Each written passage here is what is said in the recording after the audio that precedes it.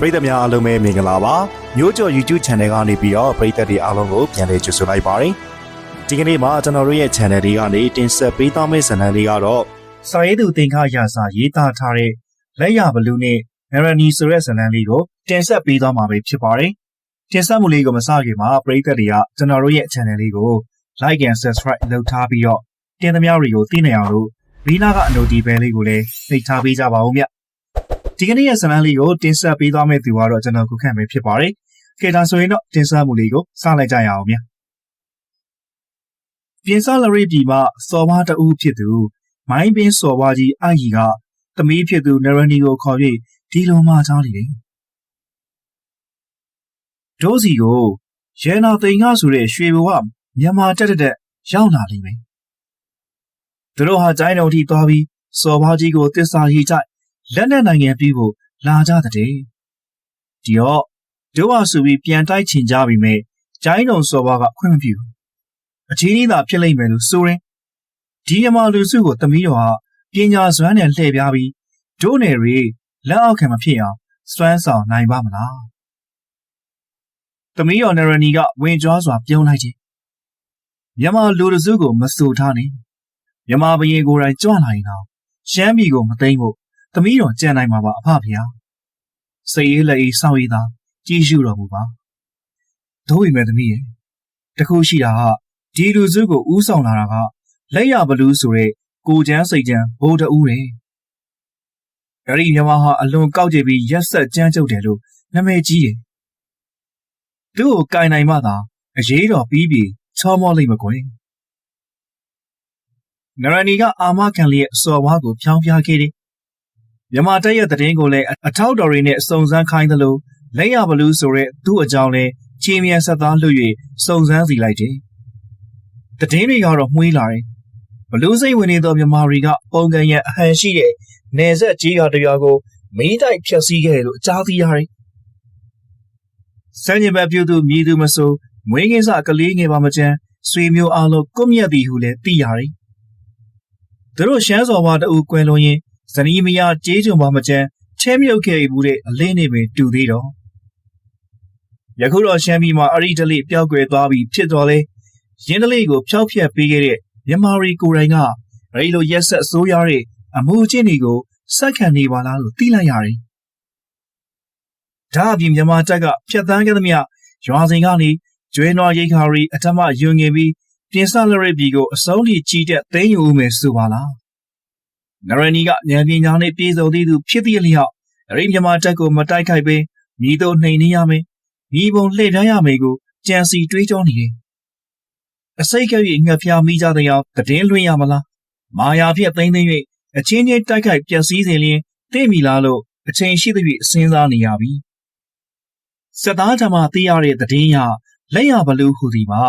ဘယင်ကပါစားပြီးမြောက်စားထားတာကြောင့်အရေးကဲတက်ပေါ်၍ဝင်ကြွားနေတဲ့တမှုတူဖြစ်တယ်လို့ဆိုရင်သို့တော့ကောက်ကြည့်ညံများတဲ့နေရာမှာလည်းနှစ်ယောက်မရှိသူကမနိုင်နိုင်အောင်အနိုင်ယူတက်လိရှိရဟူတဲ့စကားအရအထူးတတိထားရမယ့်သူဖြစ်တယ်အမျိုးသမီးတွေနဲ့ကင်းကင်းရှင်းရှင်းနေတတ်တဲ့ဆိုဒီမှာသူ့အကြိုက်ဖြစ်တယ်မိန်းမနေခင်းလေမိန်းမတွေကြောင့်မသိလေဖြစ်တော့လှည့်ပြားရန်လွယ်ကူတတ်တယ်မာယာဝင်ကကိုတန်တန်ဆာဆာခံနိုင်ရမရှိတဲ့ငယ်ရွယ်မောင်းမာတွေရဲရဲဖြက်လက်တဲ့ခွန်အားကြီး၍ဘလူးတပတ်နှင့်အတူဟုကြားသိရရာသူကိုပင်ချုပ်ကိုင်နိုင်ကလိုသည့်အရေးရနိုင်မယ်လို့တွေးဆမိတယ်။အကယ်လဲဗိုလ်ချုပ်ပြုလာတဲ့မဟာသေနာပတိကတလန်းတက်မှုလက်ရဘလူးကတလန်းလာကြခြင်းဖြစ်တော့ယခုပင်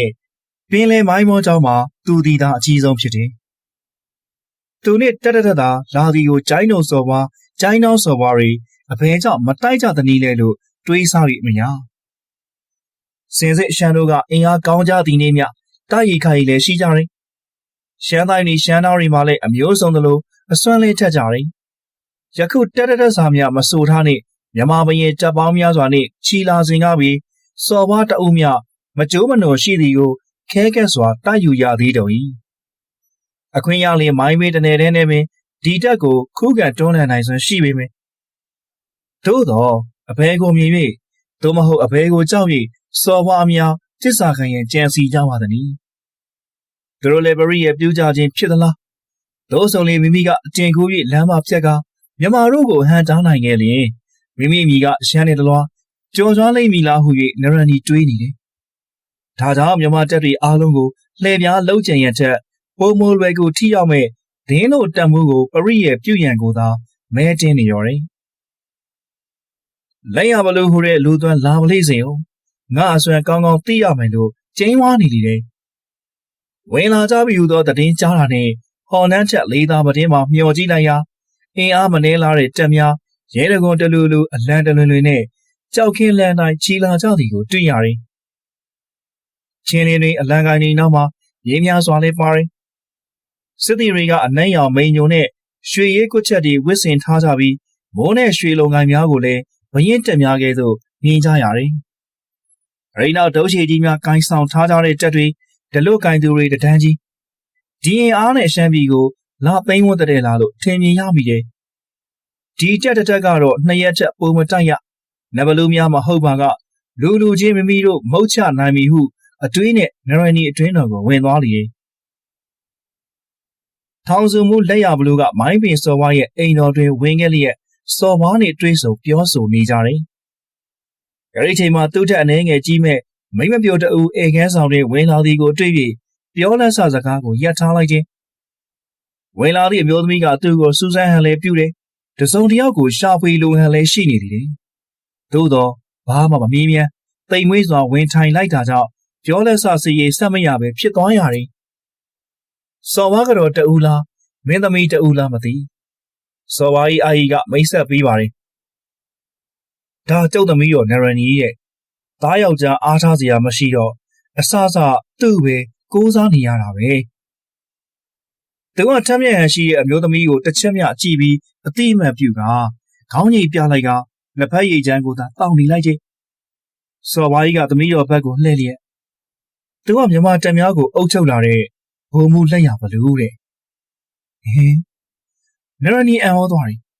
သူကအဲ့ဒီလူငယ်လေးကိုအကျိုးအထောက်ဘိုးတအူးသာထင်ထားခဲ့တယ်ဘုံမင်းကြီးမလာမီလုံခြုံရေးအတွက်လာသည်ဟုထင်နေခဲ့ရမှာယခုအဲ့ဒီကောင်လေးကလက်ရဘလူးလို့သိရတဲ့အခါရည်ကျင်သွားလေတယ်ဟုတ်လဲဟုတ်ပြီတဲ့သူသိထားတာကဘလူးတပတ်နဲ့တူတယ်ဟုယခုလူရဲမှာတငယ်တော်နဲ့ပင်တူနေသေးတော်တယ်သူထင်ထားသည်ကအသက်3-40ကျော်လူလက်ပိုင်းခက်ထန်ကြမ်းတဲ့နဲ့ရုပ်လက္ခဏာနဲ့ဖြစ်ရာယခုကတော့အသားလက်လက်နုနယ်ပြုံမြင့်လာတဲ့ရုပ်ရည်မှာမြည်တော့မြဘိုးတအူးဟုမြည်မိမရသူစစ်တိုက်နေတဲ့ဟန်ကိုမြင်ရောင်မိလျက်ရည်ကျင်စိတ်ကိုမျိုးသိပ်ထားလိုက်ရသည်တဲ့တွေးရတာဝမ်းမြောက်မိပါရဲ့ရှင်ဟုဆိုလိုက်ရတော့လေစိတ်ထဲကတော့ဒါလေးကလက်ရဘလူးဆိုတာလားဒင်းကလေးရလားလို့အတွေးပြီးတော့သူ့ကိုယ်သူရည်ကျင်နေလေတော့တယ်လက်ရဘလူးကလည်းသူ့ကိုကြည့်ပြီးမင်းသမီးပြောစီစီဖြစ်သွားသည်ကိုမြင်တယ်သူ့အတွက်တော့ယိုးနေပါပြီတောရရှိလူကြီးလူငယ်များကအစနာမည်ကြားပြီးမှသူ့ကိုမြင်လျင်အဲ့ဒီလိုပင်ဖြစ်သွားကြလိမ့်ရှိသည်မဟုတ်လားသူတို့မြင်မှာအသက်20ပင်မပြေးတက်သေးတဲ့လူငယ်လေးမှာမိတို့မြခေါင်းဆောင်တစ်ယောက်ဖြစ်လိမ့်မယ်လို့မထင်ကြချေသူကခက်တီတီပင်ရင်နှွေးချမ်းကိုမှုတ်တောင်းနေတယ်လူကြီးဟန်ပန်နဲ့ခက်တီတီလုံနေတဲ့ကောင်လေးကိုမြင်လင်းနရနီရီချင်းလောင်လေးဖြစ်တာကြောင့်ပြုံးပြီးတော့နှုတ်ဆက်ကအဆောင်ကန်းကိုပြန်သွားလိမ့်တယ်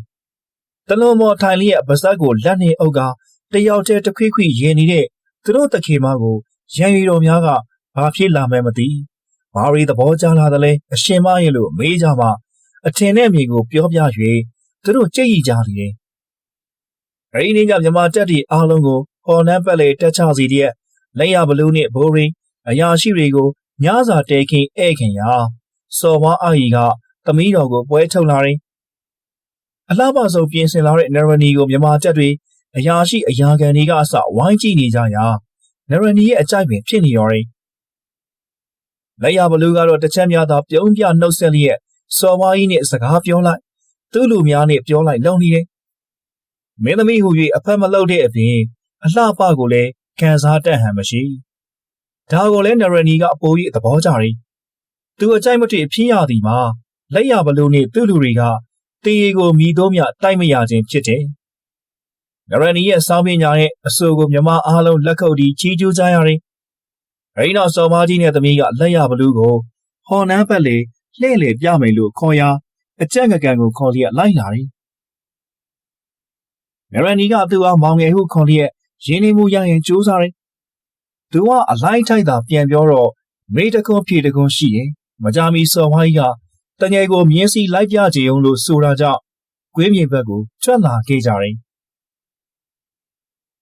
လက်ရဘလူးကမြင်းနီကျော်နဲ့နရနီကဖြူစွတ်လှပတဲ့မြင်းပြူကြီးနဲ့ငကန်ကမလန်းမကန့်ခဝေးဝေးမှာမကေးမကွာလိုက်ပါလာတယ်နရနီကလန်ခရီးအခြေအနေတွေကိုမေးလာတာကြောင့်အကျုံတို့လာတဲ့ခရီးတစ်လျှောက်တော့ရေမြေတောတောင်တွေသိပ်တာတာလူတွေကလည်းသဘောကောင်းကြတယ်တက်နိုင်သလောက်ရှိတာတွေထုတ်ကြွေးကြတာပါကျွန်တော်တို့မြန်မာတွေနဲ့အတူတူလိုပါပဲလွန်ချစ်စရာကောင်းကြတယ်အဲ့လိုဆိုတာနရနီအံ့ဩသွားတယ်မပြတ်မဟုတ်တဲ့ရွာမြောင်ရှိရလားအဲ့လိုတော့သိမရှိပါဘူးဓမြတွေနေတဲ့စခန်းတစ်ခုတော့ဖျက်ခဲ့ရပါတယ်မှာတော့ဒါလည်းရွာသားတွေတိုင်လို့ဝင်သိမ်းခဲ့တာဓမြတွေဖမ်းပြီးရွာကိုပဲပြန်အပ်ခဲ့တယ်ဘာလို့ရွာကိုအပ်တာလဲဓမြဆိုတုတ်တင်ပြီးတော့စခန်းမီးရှို့ပြရမှာမဟုတ်ဘူးလားသူကတစ်ချက်လှည့်ကြည့်တယ်ဓမြတွေထဲမှာရွာသားတွေရဲ့တူသားဆွေမျိုးတွေပါနေမှာပဲသူတို့တရားသူတို့စီရင်ကြမှာပါအကျုံးကသူတို့ဘလောက်စိုးသွမ်းထားကြမှမသိပဲရဲရွာကပဲသိရမလားဒီတော့ရွာကခွင့်လွှတ်နိုင်ရင်သူတို့ချမ်းသာရမှာပေါ့ချက်ပြီးစိုးသွမ်းရင်အပြန်ကျစီရင်လို့ရတာပဲဩဒါလည်းဟုတ်တာပဲအဲ့လိုဆိုရင်မှကြားထားသည်နဲ့မတူပါလားလို့တွေးမိရင်သို့တော့ဒီကောင်ငယ်ယုံရသည်တော့မဟုတ်အကောင်သေးသလောက်အစိပ်ပြင်းနဲ့မွေဝင်းနဲ့အကျူအလွန်ကောက်ကျင့်ဉာဏ်များသည်ဟုအဆိုထားသည်မဟုတ်ပါလားတို့ရှမ်းပြည်နဲ့မင်းတို့မြန်မာပြည်ဘေကတာပြီးအေးချမ်းတယ်ဘေကပူကောင်းတယ်ကျေပြောလာတဲ့ကုန်းမြေမြင်ကြီးပေါ်မှာနေပြီးတောင်စင်တောင်လန်းအထက်ထက်ကိုလာရောက်မှငေးနေရင်သူလှည့်ကြည့်ပြန်တယ်ရှမ်းပြည်ကတာအေးချမ်းတာပေါ့မြန်မာပြည်မှာစစ်အနှိဋ္ဌာယုံတွေကအမြဲရှိနေတာပဲဒါပေမဲ့ဘယ်ကပူကောင်းလဲမေးရင်တော့ကိုယ့်ရဲ့ရွာဒေသပူကောင်းနေပဲပြောကြမှာပဲမင်းတို့တိုင်းဟာဘာလို့အခြားနယ်တွေကိုတိုက်ခိုက်သိမ်းပိုက်နေရလဲကွာသူကအဟောဟန်နဲ့ကျွန်တော်တို့ကအသိခံလိုက်ရတာကနေခုမှနယ်နိမိတ်တွေကိုပြန်ယူနေရတာပါဘယ်လိုပြောမလဲဆိုတော့ဗျာဘယင်းနေနယ်မြေလူအင်အားပြအာဏာသိမ်းယူကြတာကိုကျွန်တော်တို့အောက်ကလူတွေကသူတို့လိုချလိုက်ပြည်စီဆောင်ရွက်ပေးနေကြတာပဲလေမိမ့်ဆိုတော့ရှောင်လဲလို့မှမရတာဒီကောင်လေးပွင့်ပွင့်လင်းလင်းနဲ့အမှန်ကြီးပြောနေရလားလို့နရနီတန်တရားရှိလာတယ်သူပြောတဲ့စကားတွေကမျော်လင့်ထားရည်နဲ့ရောင်းမြန်ကြီးဖြစ်နေတယ်သူ့ဘက်သူမကောင်းပြော၍နရနီကိုတမင်လှည့်စားနေလားဟုလဲတတိထားနေရသေးတယ်အတော်မလွယ်ပါလားမင်းကတော့မင်းမိတ်ကြောင့်မဟုတ်ပဲမင်းကိုယ်တိုင်ရှင်မင်းစီဝင်ပြီးအမှုထမ်းနေတာဆိုဟုတ်တယ်ကုန်းပေါင်ကနေပြီးမြန်မာနိုင်ငံကြီးကိုပြန်စုစည်းတည်ထောင်ဖို့အလောင်းပြားလောက်ဝင်ခဲ့တာဒီတစ်ချိန်တော့အမှန်ကိုပြောသည်ဖြစ်မှန်းနရနီသိလိုက်ရတယ်သူကြားနာတာနဲ့တစ်ထက်တည်းကြာနေတာကိုဒါဆိုတို့ပြင်စားလက်တွေတိုင်းကမြန်မာနေမှမဟုတ်ပဲဘာလို့သစ္စာတော်ပေးဖို့လာလဲအမတော်ကမသိလို့နော်နရနီကမသိကြိုးကြုံပြည့်ရဲ့မိသားကိုလက်ရဘလို့ကအားနာဟန်နဲ့မြင်းကိုရက်ပြီးတော့ဒါတော့ကျွန်တော်လည်းမသိဘူးမင်းမိတ်တိုင်းတစ္ဆာပေးကြည့်ဆိုသွားရတာပဲတစ္ဆာတော့မခံရင်ဖမ်းစည်းခဲ့ဆိုလဲဖမ်းရမှာပဲအကျွတ်သဘောကတော့ရှန်ရောမွန်ရောတဝဲရောအတူတကွတမြေတဲ့တစ်ဆက်တည်းမင်းတစ်ပါးတစ်ယောက်ရှိကြရင်ကောင်းပါပဲလို့ထင်မိတယ်ကတော့တော့မှာရပါတယ်ကွယ်နရနီဇဝေဇဝါဖြစ်လာတယ်သူကတကယ်ပြောနေဟန်တူတယ်လိန်လေလှည့်ပြားနေရတစ်စက်မှမပေါက်ဗရိယနဲ့ပြောသည်ဖြစ်ရင်တော့အလွန်တည်ငြိမ်ဟန်ဆောင်ကောင်းနေဆိုရပါမယ်သို့တော့သူ့မျက်နှာမှာအာနာဟန်နဲ့အမှန်ကိုဆိုရန်ကမြင်းသားနေပြန်တယ်ဒါဆိုဒိုလေသစ္စာမခံရင်အဖမ်းခံရမှာပဲပေါ့သွေးတော်ဆန်းရဲ့မေးလိုက်သည်ကိုဟုတ်ကဲ့ဖမ်းဆီးသွားမှာပေါ့လေဒါပေမဲ့မလွဲတာမရှောင်တာမို့ခေါ်သွားရမှာဇော်ဝါကြီးတို့မင်းသမီးတို့လူတစုလုံးကိုတုံးတော်ဖမ်းခေါ်တာမျိုးတော့မလုပ်ပါဘူးထမင်းတနက်ကျေးဇူးရှိဘူးသူတွေကိုအသားအရမပင်မပန်းအောင်အတက်နိုင်ဆုံးလုပ်ပေးမှာပါအမတော်တို့ကတစ္ဆာမခံတယ်လို့သူကမေပြန်ပြီးရော်တယ်ခက်ပါပြီတစ္ဆာမခံနိုင်ဘူးလို့မဟုတ်ပါဘူးကွယ်တို့ပေမဲ့ဘသူကတော့လွတ်လပ်တဲ့ဘဝကနေဆင်းပြီးသူများလက်အောက်မှာတစ္ဆာခံဘဝနဲ့ နေကြကြမှာလေတို့များစော်ဝါမျိုးရိုးဆိုတော့ပိုဆိုးတာပါတို့လက်ထက်မှာဖြစ်ရတယ်ဆိုဂုံတရီညှိုးနှံ့တာပေါ်မောင်းကြီးရဲ့လက်ရဘလူးကမြင်းကိုလှည့်လိုက်ပြီးဆင်းသွားတယ်သူ့ကိုမကြည့်တော့ငေးပြီးသားနေတယ်စိတ်ရဲ့စိုးကြိုးတွေဆိုတာကတော့ဒီလိုပါပဲလူတိုင်းကိုအဖျားခက်တက်ရောက်ခံရမှာပဲနိုင်ငံတော်ထူထောင်ပြီးလို့ငြိမ်းချမ်းပြီးဆိုမှသာဒါနဲ့စကူကြောင်းပါပါမတော်တို့ကမချားနာတော့နေစုံနေဖျားတွေပုံကန်ကြထားကြွားကြတိုင်းတစ်ပါးကအတီးပါနောက်ရှေ့ကြနေကျွန်တော်တို့နားရမှာမဟုတ်ဘူးအောင်မေသူအမေညီးနေတယ်သူစကားတွေရအမှန်တိုင်းပြောနေမှသိနေရတယ်သူ့ကိုနားလေရပိုခက်လာတယ်လို့ရှိတယ်အမှန်တော့ရိုးရှင်းလာတယ်လက်ရဘလူးသဘောရုံးနဲ့ပြောနေသမျှကိုသူ့ဘာသာမယုံမဖြတွေးနေပြီးချင်းဖြစ်တော့သူ့ဘာသာရှုပ်ထွေးနေရသည်ကိုလည်းဟိုကတော့မသိလှဲ့လည်းမကြည့်ရင်းကိုလှုပ်ပေးလိုက်တယ်တိမ်မြန်ကစကြက်မြေစီမြူးထူးစွာလမ်းထက်သွားသည်မှာနရနီကလည်းသူမြင်တိမ်ကြီးနက်ရောင်ကိုလှုပ်ပေးလိုက်ရာမြင်းလက်ကောင်ကတကောင်နဲ့တကောင်ယခုမှနှုတ်ဆက်နေကြတယ်သစ္စာပြီးရဲ့လက်အောက်ခံပြုတယ်ဆိုတာလေစီးလုံးဖို့လုပ်တာပါမှတော့ငါတို့ကအခွန်တော်ဆက်ရတယ်ဆိုပြီးမမြင်စီချင်ပါဘူးသူ့ရှင်ကလည်းလက်ဆောင်တော်ပြန်ပေးမှာပါစော်ဝါရီကိုစားမြဲရာစားသေးပြီးမောရှမ်းမြေကိုစောင့်ရှောက်ပေးမှာပါတူတဲ့တူတစ္ဆာဖလှယ်ကြလိုပါပဲမြမဘရင်ကိုအခါချင်းတွေပေးပြီးအဆောင်ရှောက်ခန့်တယ်လို့တော့စိုးချင်းဆိုနိုင်တယ်နရနီကသူ့ဘေးဝင်ချရင်ဟပပရီမိရဲ့သသိန်းယောက်ျားတဦးရှိပထမဆုံးချိန်ရာဇအိမ်တော်တွေမထိန်ပဲရီမိခြင်းလည်းဖြစ်တယ်စကားပြောလေပုံလိုရာကိုဆွဲယူပြောတတ်ပုံကိုသဘောကျ၍ရည်နေတာကိုငကန်ကအဝေးကနေနေကြည့်နေတယ်မင်းပြောပုံရတို့ရအောင်တာသေးလိုပဲလားမောင်နေရဲ့လောက်ခံဖို့တစ္ဆာလာပြီးရနေမတူစမ်းသုံးကြည့်ပါကျွန်တော်မျိုးတို့လက်ယုံဆွမ်းနဲ့ဟော်နန်းအာနာကိုကာကွယ်ပေးပါမယ်လို့ဖြစ်နေပါပြီရောလက်ရဘလူးကလည်းပြုံးနေကျွန်တော်ဒီလိုပြောနေဆိုတာမင်းတရားကြီးသာကြားရင်မရိုင်းစော်ကားတဲ့အကောင်နေပူလန်ကြက်တင်ပြီးကုလို့မိန်တော်မူပါအဲ့ဒီလိုပြောတော့ရေးကြရပြန်တယ်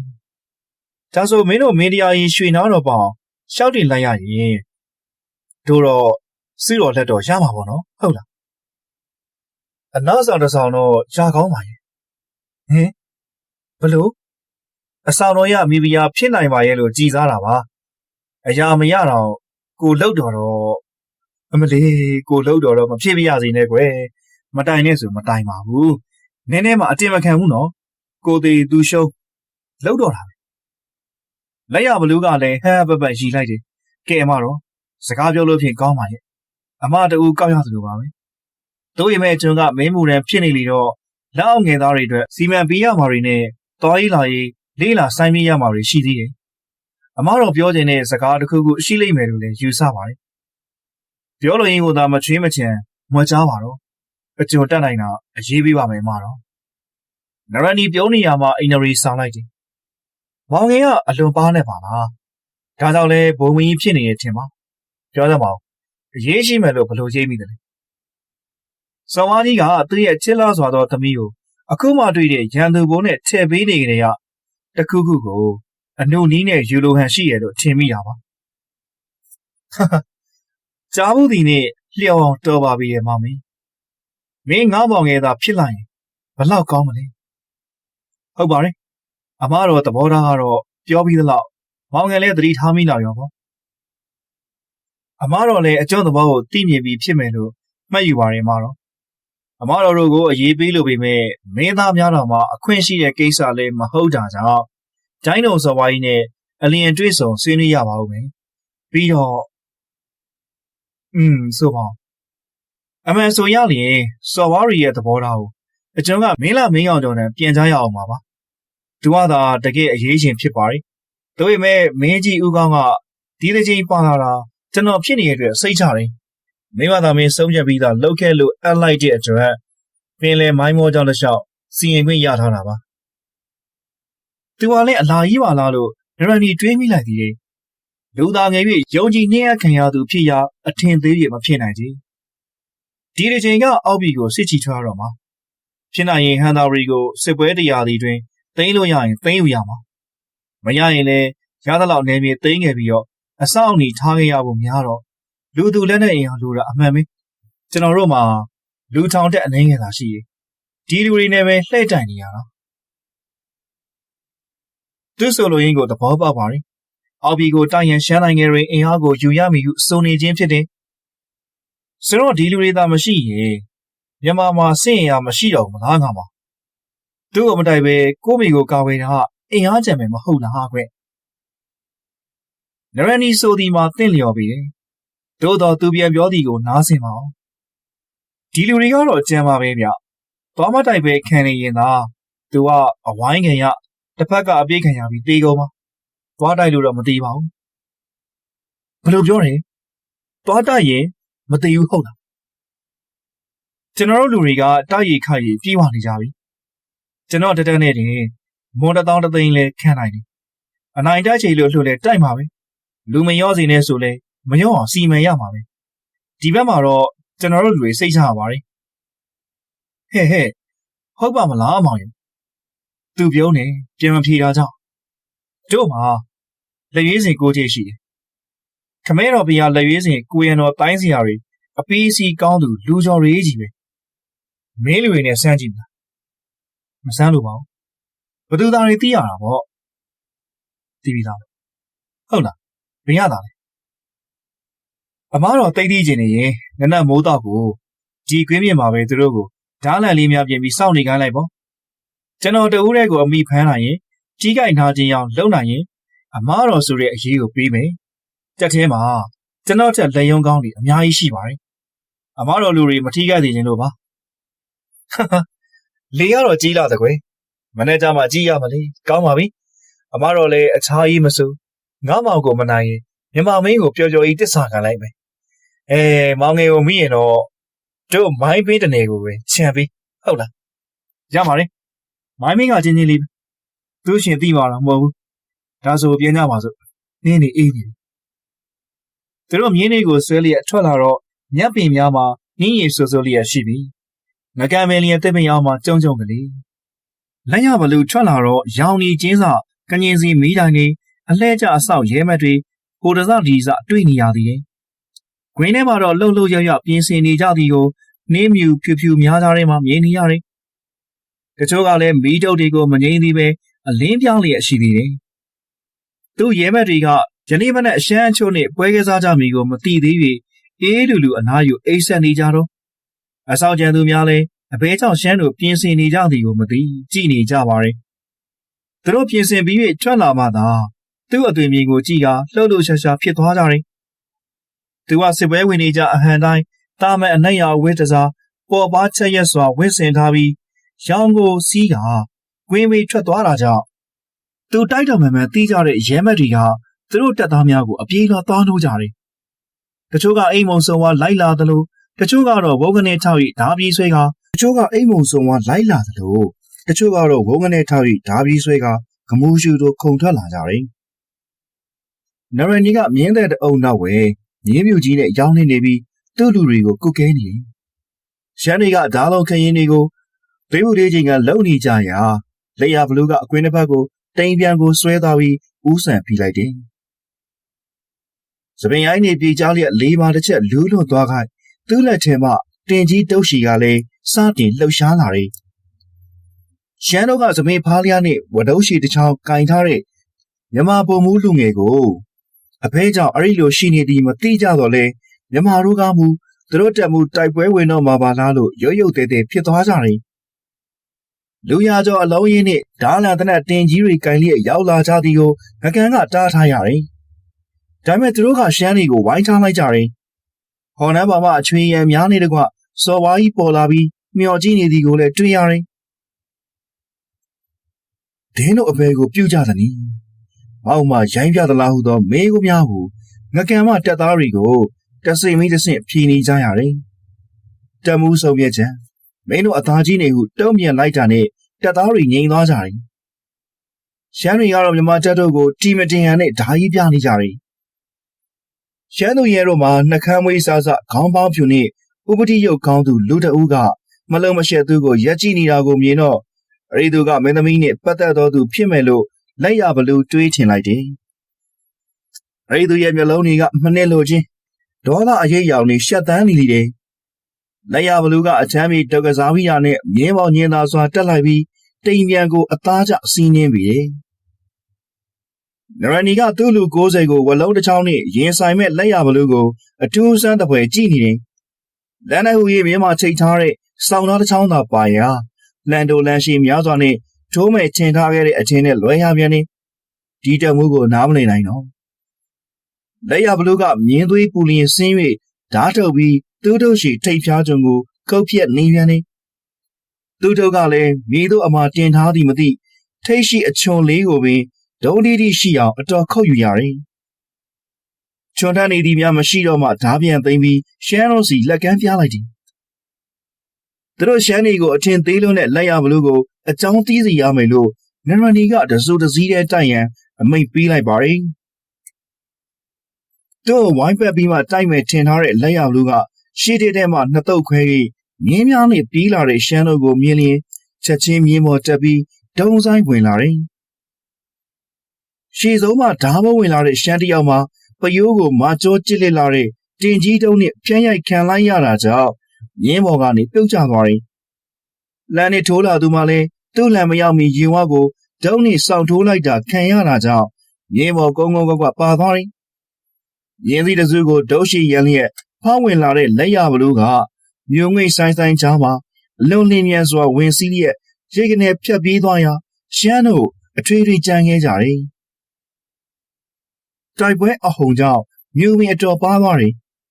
နောက်တစ်ကြောပြန်ပတ်လာတဲ့လက်ရဘလူကိုလှန်နဲ့ဝိုင်းပြေးကြတယ်ဘေးရလေးတီတွေကလည်းပတ်ချောင်းနေကြတယ်မြင်ကွင်းရှင်းလျင်မြားကိုလွတ်တယ်ယခုထိတော့မထီပါသည်တို့ကိုရန်ရွေရိုက်ကရှောင်းသိမ်းလျက်ရှိပါတယ်နရနီကလည်းအမိတ်မျိုးမျိုးပေးနေတယ်ရှမ်းတွေကပုံသဏ္ဍာန်အမျိုးမျိုးပြောင်းလျက်မြင်းစည်းကျင်လေစွာဝိုင်းဝန်းတိုက်ခိုက်နေကြပါတယ်သူကမကြေနဲ့ကြီးနေသူကတော့မတိုက်သေးပဲလှည့်ပတ်ကြီးရှုနေသည်ကိုသာတွေ့ရတယ်ရင်းချင်းကွာမှာရှမ်းမြင်းတစ်စီးကဆွန်းဆွန်းထွက်၍တအူးရဲတက်လာပြီးခရင်နဲ့ထိုးသည်ကိုနောက်ကမြင်းကူများတက်ပါလာလျက်နဲ့လက်ရဘလူကရင်ဆိုင်တိုက်မိပြင်ပြီးမှစိတ်ထက်ပြောင်းသွားကမြင်းရဲ့လက်ရနံမကိုဖတ်တွင်ဆင်းသွားတယ်ရှမ်းမင်းရဲ့ခရင်တိမ်မြန်ကြောပေါ်ကြော်သွားတဲ့သူဟာခြေနှင်းကွင်းကိုတစ်ဖက်ကနေပြီးတော့တခြားခြေတစ်ဖက်ကမြင်းကုန်းကြီးကိုချိတ်၍လက်တစ်ဖက်ကတိမ်မြန်ရဲ့ရင်တိုင်းကျုပ်ကိုဆွဲထားပြီးမြင်းနံမမှတစောင်းနေထားနဲ့မြင်းချင်းခွာသွားပြီးဖြစ်တဲ့ရှမ်းမင်းကြီးရဲ့ဒူးစရိုးကိုတင်ကြီးနဲ့လွှဲရိုက်လိုက်ခြင်းမြင်းသုံးလေးစီးကအပြိုပြိုလဲလဲဖြစ်ကုန်တယ်ရှေ့ဆုံးမြင်းပေါ်ကိုထက်ကုန်ကြတဲ့မြင်းတဲ့လူတွေမှာချက်ချင်းပြန်မထနိုင်မီတခြားမြင်းတွေကဇက်တန်၍ရက်သူရက်ကျိုးဆွဲ၍ရှောင်ဖယ်သူဖယ်ဖြစ်နေစဉ်သူကတော့ဝါထုတ်ရှိလှန်ထိုးသလိုတတုတ်တုတ်ထိုးသွားတယ်တချို့ကလည်းကာနိုင်ဖဲနိုင်တချို့ကလည်းမြင်းပေါ်မှာကြသူကြပြည့်ကုန်ကြလိမ့်တယ်ရှမ်းတို့လူကုန်တတုတ်ထဲဝင်လာကြသလိုနရနီ40တဦးချံမှလေးကိုဆွဲယူလျက်လက်ရဘလူကိုမြောင်းနေပစ်လိုက်ခြင်းဖြူဖြူတံလှုပ်ရှားမှုကိုမြင်တဲ့လက်ရဘလူက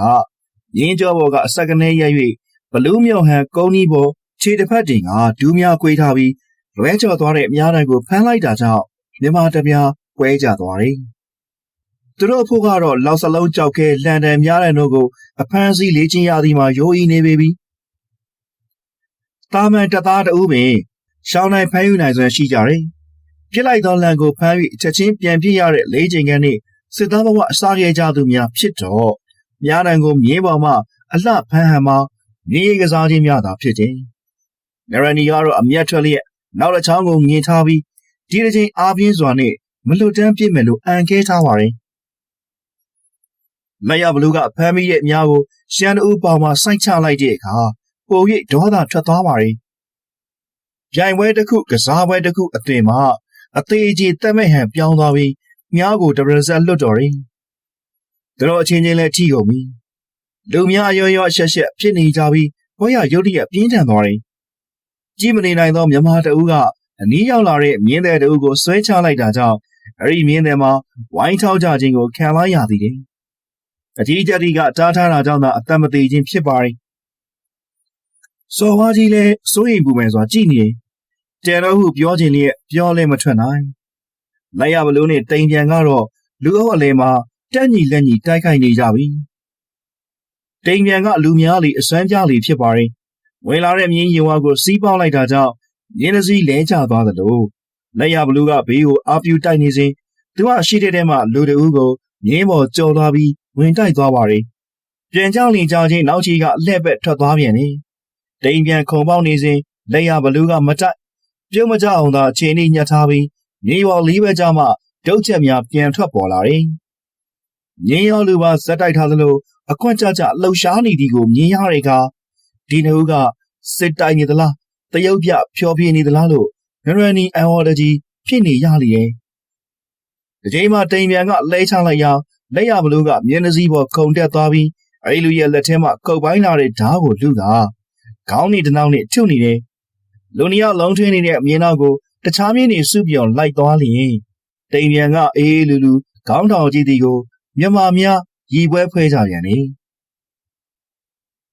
တိမ်ပြန်တန်ကြာနားနေပြီးမှပြန်ထားရချိန်မှာလက်ရဘလူးက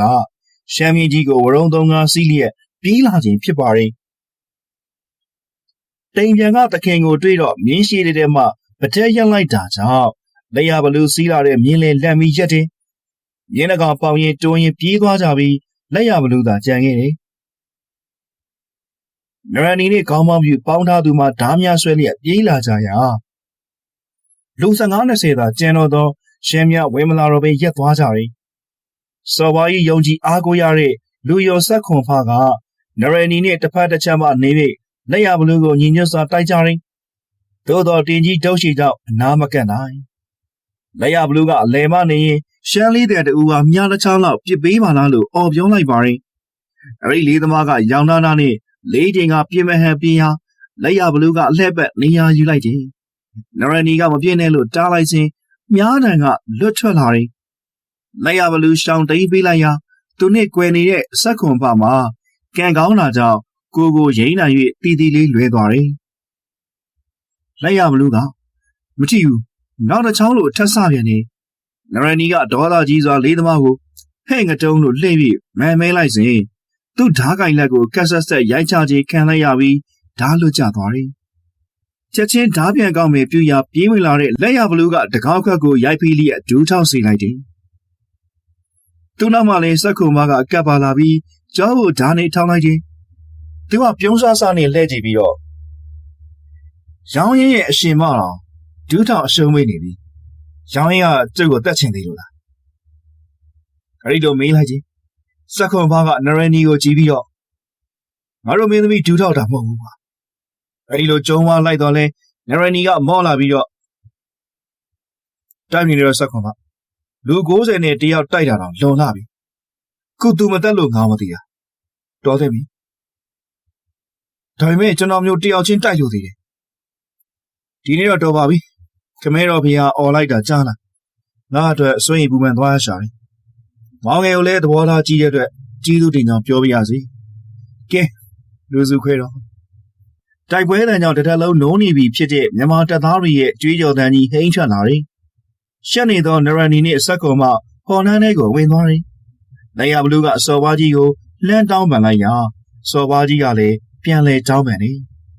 ရိန်တော့လက်ရဘလူးအနာယူရန်တဲရင်တွေဝင်သွားတာကြောင့်ငကန်ကတိမ်မြန်ကိုသွားဆွဲလာတယ်နေခင်းမှာမြန်မာတပ်တွေဆက်လက်ထွက်ခွာသွားကြပါတယ်အပြန်မှာသစ္စာတော်ပြီးမင်းပြင်ဆင်ထားပါလို့မိုင်းပင်းစော်ပါမှာကြားခဲ့တယ်သူတို့ထွက်သွားပြီးနောက်မိုင်းပင်းမှာသားကြော်တီးလို့တပေါင်တစ်ခုပေါ်လာတယ်ဖူးဝင်လန်းစွာမြင်တိုင်းပါသည့်နရနီရွှေပန်းမြက်တင်ဆန်းကိုလှမ်းလင်းပါလားအရှင်သာရဲနာသိန်းကနန်းထဲမှာအမှုတော်ထမ်းမှုတဲ့ရှမ်းတယောက်လည်းရောက်လာတာကြောင့်စော်ဘွားကြီးကခေါ်မိတယ်မဟာသေနာပတိကအစာဆောင်ပေးရ၍လက်ရဘလူးထံလိုက်ပေးရမယ်လို့သိရလိမ့်တယ်နရနီကမမေနန်းထဲမှာအမှုထမ်းမှုတယ်ဆိုတော့လက်ရဘလူးကိုသိမှာပေါ့သိပါတယ်ရှင်မဖေဟာ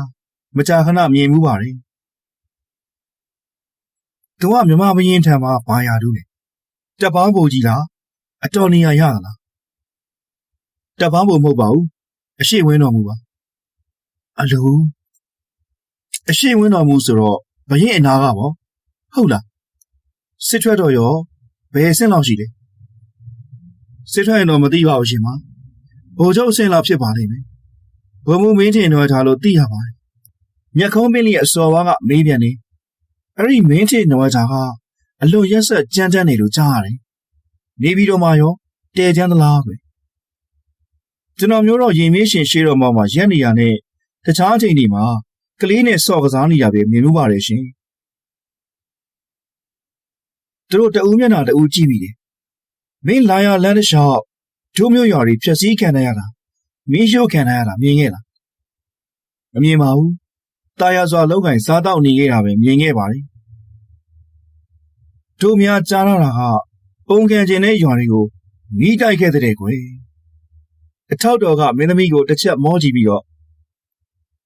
ဘယ်သူမှတိုက်တာလဲရှင်မမင်းချင်းတော့ထားတော့မဖြစ်နိုင်ဘူးသူတို့တက်များပါကွယ်သူမတိုက်လေသူ့လူတွေတိုက်ခဲ့မှာပေါ့ဒါဆိုပို့ပြီးမဖြစ်နိုင်ပါဘူးသူမတိုက်ရင်သူ့လူတွေကဘာကြောင့်တိုက်ရမှာလဲနရနီပြောစရာစကားမရှိဖြစ်သွားတယ်စော်ဘွားကြီးကပြုံးလိုက်ပြီးတော့ငါတို့အဲ့ဒီလိုကြားမိလို့ပါမောင်ကြီးမဟုတ်ရင်လည်းကောင်းတာပါပဲတချို့စော်ဘွားများကတော့တစ္ဆာမခံလိုဟန်ရှိကြတယ်မခံမဲမနေနိုင်ပါဘူးဖေ။အခုလာတဲ့သူတွေကအတော်ကျုံအောင်ညာပြေးပုံနဲ့လိုက်ဖမ်းပြီးတစ္ဆာပေးကြမဲ့လူတွေပါ။မင်းကတေချာလာကြီးလား။ယခုလာတဲ့နှစ်တက်ဟာမြန်မာတက်ဟူသမျှမှာအကြံစီအများဆုံးပရိယေဗျူဟာအကောင်းဆုံးနှစ်တက်သားဖြစ်ပါရဲ့။မြန်မာတက်မှာ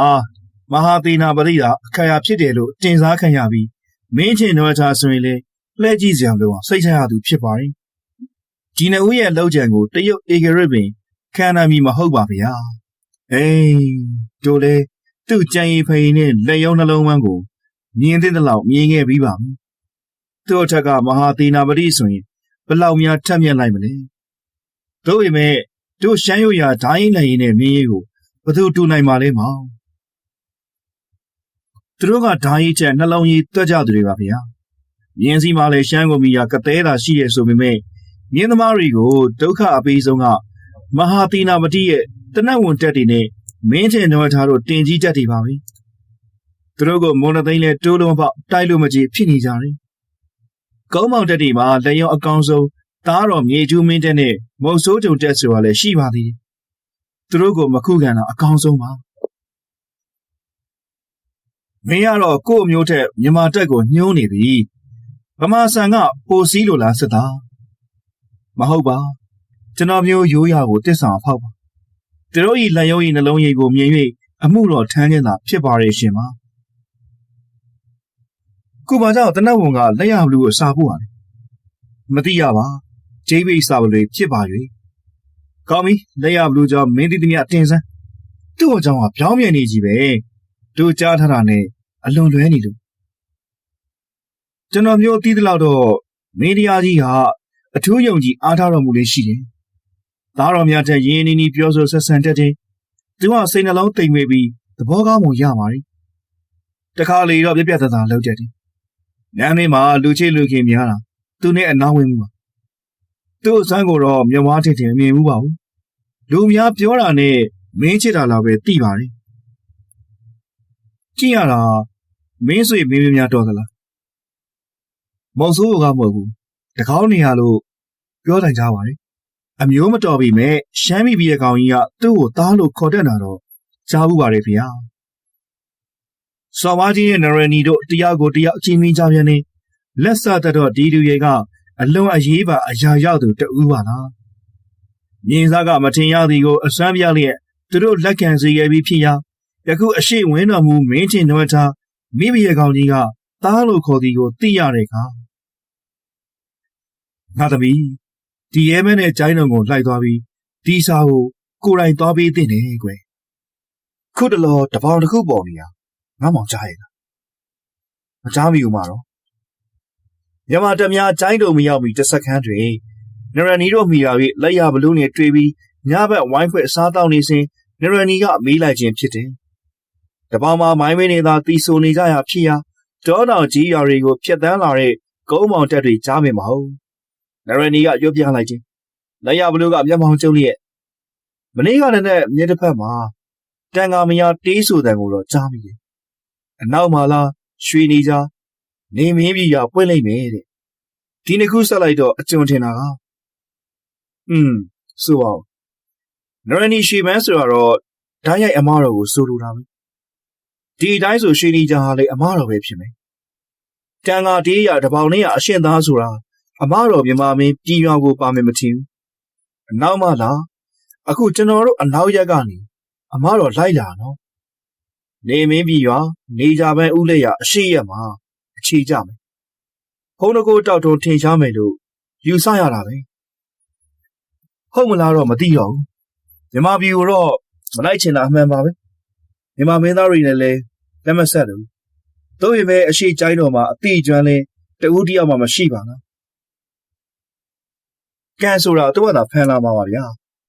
ထိုင်ဆောင်နေစရာလည်းမလိုပါဘူးရောက်လာတာကိုရင်ဆိုင်ဖြေရှင်းရမှာပဲဘောင်းငယ်ပါရောရီမန်းထားသူများရှိတယ်စစ်ကျွင်းမှာတီမယ်လို့စုံးဖြတ်ထားသူဖို့ညီတို့ကမှမုတ်ဆိုးမှမဖြစ်စီလို့တော့ပါဘူးဗျာဒီချိန်မှာနောက်တက်စီမှရုပ်ရုပ်သေးသေးအတန်တွေကြားရတယ်လိုက်ရဘလို့ထားထွက်သွားတာကြောင့်မရနီလဲစားတော့ခြင်းကိုလက်စတက်ကလိုက်သွားတယ်လူတအုပ်ကိုဖမ်းမိထားခြင်းဖြစ်ပါတယ်အဲဒီသူမှာဖုန်သေးများပေးချင်လျက်ဦးကောင်းကိုဖိထားခြင်းခံရတာကြောင့်လက်ရဘလူးကဆွဲမော့စေလိုက်တယ်ဟင်ဆက်ခုံပါပါဒီလူဟိုးတောင်ကုန်းပေါ်ကနေဝေပြီးတော့တမှုတို့ကိုချောင်းနေလို့တက်ဖမ်းရပါခုခံထွက်ပြေးတာကြောင့်ဝိုင်းဖမ်းလာရကြောင်းပါအဲ့ဒါမိုင်းမီးစော်ဝါရဲ့လူပဲဘာလို့ဒီလိုလုပ်တာလဲတက်တွင်းဝင်ကြီးပြောပြီးဝင်လို့ရတာပဲသူ့မှာအကြောင်းရှိပါလိမ့်မယ်အမတော်မေးပြရစီနရနီခွေတောင်းလာကြစက်ကုံမကိုလှုပ်ပေးလိုက်ပြီးနရနီနဲ့တီးခြားတွေးဆုံမေးမြန်းစီတော့လေဘာမှမေးမရနှုတ်ပိတ်မျက်နှာလွှဲနေရနရနီလည်းမတက်တာပဲစက်ခုံဘကိုဘလူးတက်ကိုပြန်အပ်လိုက်ရတယ်နောက်တစ်နေ့ကျိုင်းတော်ကိုဆက်လက်ထွက်ခွာခဲ့ကြရာစက်ခုံဘကိုကြိုးပြပြီးလျက်အသာတကြီးလိုက်လာစီတယ်ပြန်တော့မလွတ်ပဲမယုံရသူဖြစ်တာကြောင့်အဆောင်ချက်နဲ့ထားလိုက်တယ်နရနီမျိုးမျိုးချော့မိတော့လည်းမရစက်ခုံဘမြည်သည့်အတွက်လိုက်လာတယ်မိတော်သောအကြောင်းကြောင့်ချောင်းမြောင်းနေရသည်ကိုလက်ရဘလူးကတော့သိတယ်လို့ရှိနေတယ်ကျိုင်းတော်ရောက်တဲ့ကစော်ဝါရဲ့တာနှအူးမှာအညံ့မခဲလို့၍လူသူစင်ပြင်းနဲ့ကြောက်ကန်းကြီးရာတင်းချောင်သွားသည်ကိုသိရတယ်မြမတက်တွေကျိုင်းတော်မှာတက်မချပဲချက်ချင်းလိုက်ရာသားငယ်ကိုအရှင်ဖမ်းဆီးရပြီလေအကြီးနိုင်မှုတိုက်ပွဲကြီးစွာဖြစ်ပြီးမှစင်ထက်ကြည်တဲ့ဖြင့်ဆုံးရကြည်တယ်စော်ဝါရဲ့သားငယ်ကအကိုကြီးကြဆုံးကြောင်းသိရင်ဖခင်ရှင်းမမှာမိမိကိုယ်တက်တည်သွားပြန်သည်စော်ဝါကြီးမှာပူဆွေးဝမ်းနေလာတယ်မြမကိုတစ္ဆာခံရမဲ့အပြင်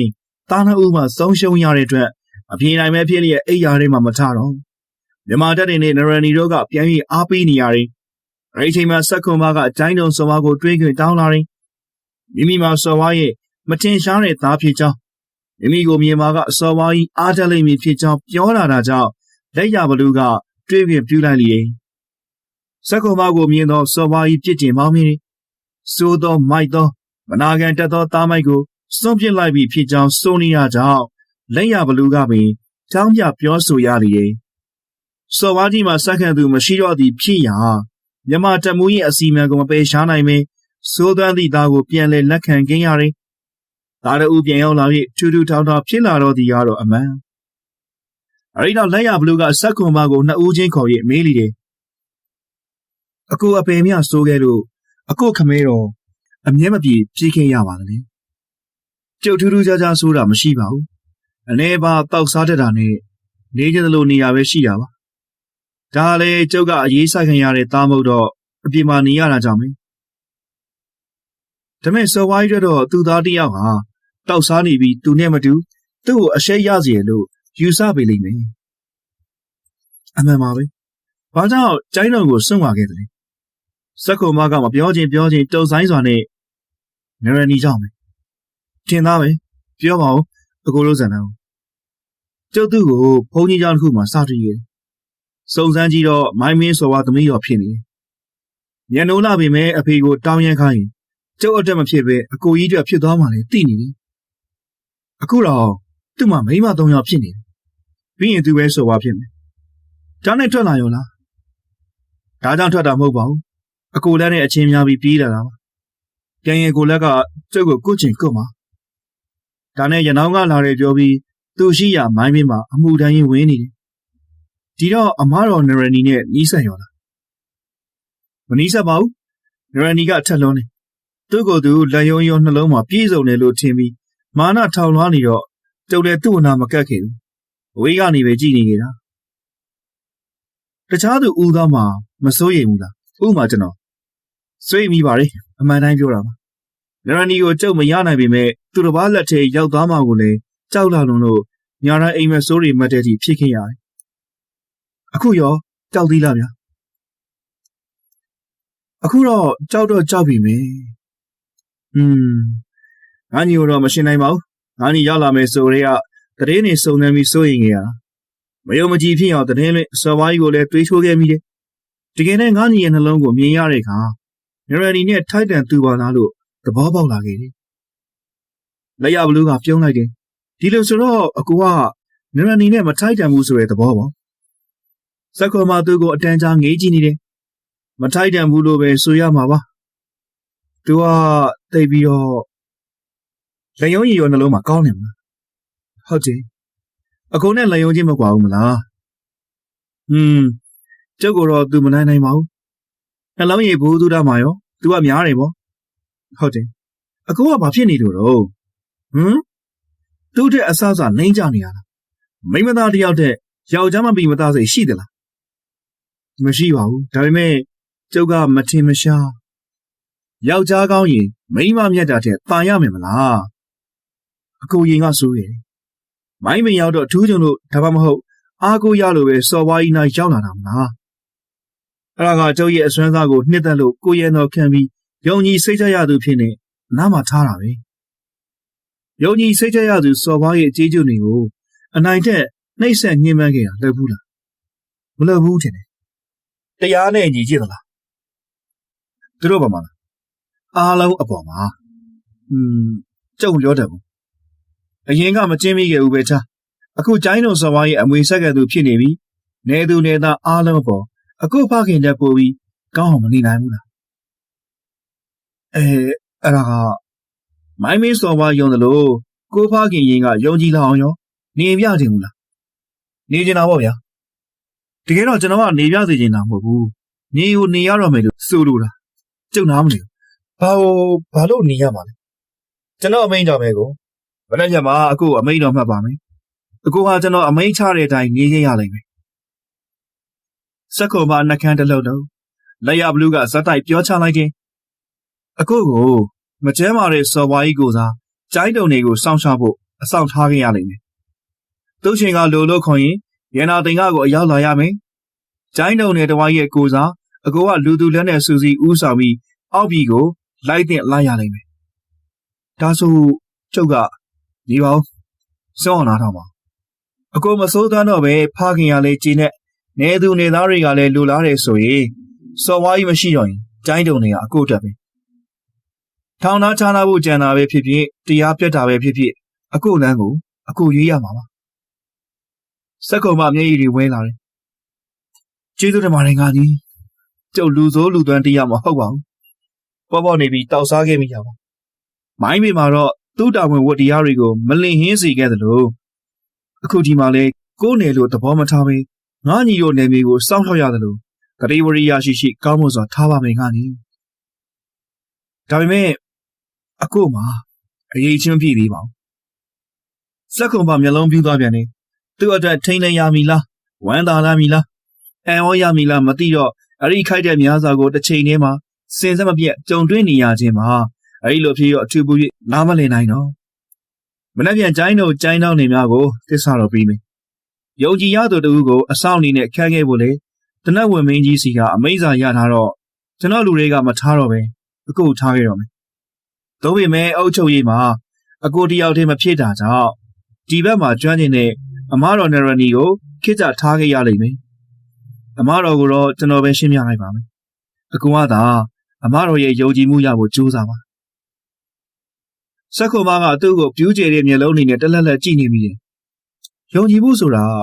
ကျေးကျွန်တယောက်လိုအဆောင်အနေနဲ့တူးလို့ဓမ္မမဟုတ်စော်ဘားလောင်းလျာတူးအဖြစ်ယုံကြည်ဖို့ကြိုးစားနိုင်တာမဟုတ်ဘူးအကူကယောက်ျားတစ်ယောက်ဘယ်အချိန်ဒီမှာပဲဖြစ်ဖြစ်ယောက်ျားပီသားနေသူတယောက်အဖြစ်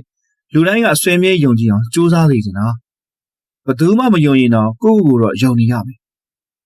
စက်ခုံဖဒူးများခွေညိုးလျက်လက်ရဘလူးရဲ့ပခုံးကိုပုံလိုက်တယ် စကားတန်တော့ထွက်မလာနိုင်သည်။ညီတို့ပြောရမည်မသိဖြစ်နေပုံရတယ်။လက်ရဘလူးကနားလေစွာနဲ့အာပါတရပြုံးပြပြီးတော့ထွက်လာခဲ့လိုက်တယ်။ပရိသတ်များခင်ဗျအခုတင်ဆက်ပေးခဲ့တဲ့ဇာတ်လမ်းလေးကတော့စာရေးသူတင်ခါရာစာရေးသားထားတဲ့လက်ရဘလူးနဲ့နရနီဆိုတဲ့ဇာတ်လမ်းလေးကိုတင်ဆက်ပေးခဲ့တာပဲဖြစ်ပါတယ်။နားဆင်ပေးခဲ့ကြတဲ့ပရိသတ်တဦးတယောက်ချင်းစီကိုလည်းအထူးပဲကျေးဇူးတင်ရှိပါတယ်ဗျ။နောက်နေ့ချိန်မှာလည်းကျွန်တော်တို့ရဲ့ channel လေးကနေဒီလိုမျိုးစိတ်ဝင်စားစရာကောင်းတဲ့ဇာတ်လမ်းလေးတွေကိုတင်ဆက်ပေးသွားမှာပဲဖြစ်ပါတယ်။ဒီနေ့ရဲ့ဇာတ်လမ်းလေးကိုတင်ဆက်ပေးခဲ့တဲ့သူကတော့ကျွန်တော်ကိုခက်မယ်ဖြစ်ပါတယ်ခင်ဗျာ။